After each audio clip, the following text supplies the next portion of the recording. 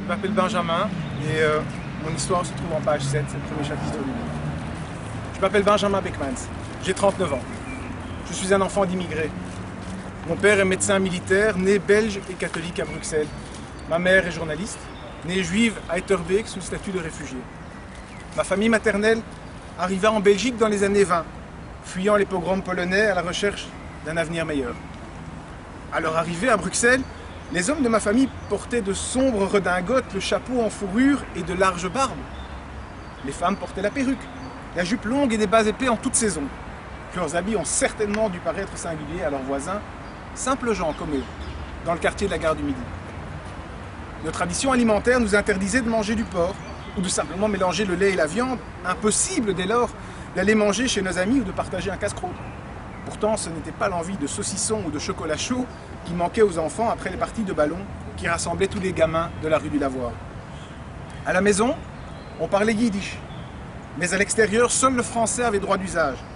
Nos parents nous répétaient « Tu dois savoir les Français » avec un accent qui roulait les R et semblait provenir tout droit des ruelles de Varsovie, Nuremberg ou Lodz que nous avons dû quitter à la hâte.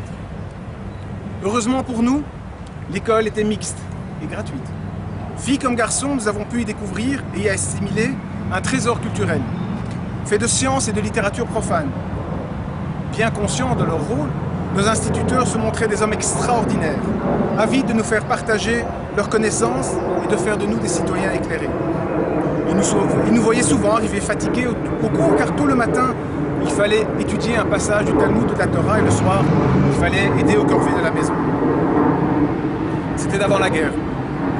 Une adolescence normale pour mes grands-parents qui découvraient sans s'en rendre compte le plaisir de vivre simplement dans un pays en paix. Puis vint la tourmente nazie, qui arracha nos frères, nos sœurs, nos amis et parents à l'amour de leurs proches et à l'avenir qu'ils étaient en train de construire. Des 24 916 juifs qui furent déportés de Belgique, seuls 1207 revinrent, meurtris à jamais.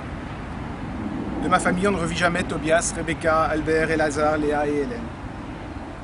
C'est grâce au courage de familles belges que nous avons pu survivre et que je suis là aujourd'hui. Merci. Merci à ceux qui ont tenté d'arrêter le 20e convoi dans lequel se trouvait ma famille.